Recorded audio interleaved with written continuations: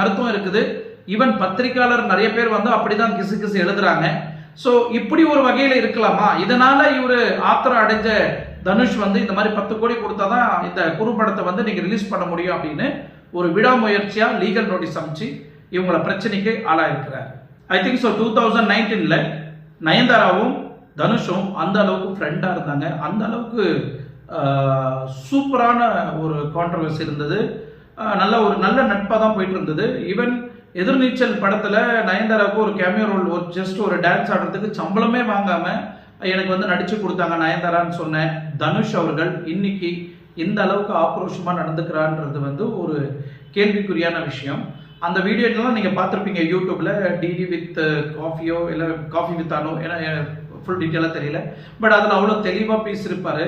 அந்த அளவுக்கு நட்பாக இருந்தாங்க. அது மட்டும் இல்லை, யாரடி நீ மோகினின்னு படத்தில் வந்து அந்த அளவுக்கு 2 பேர்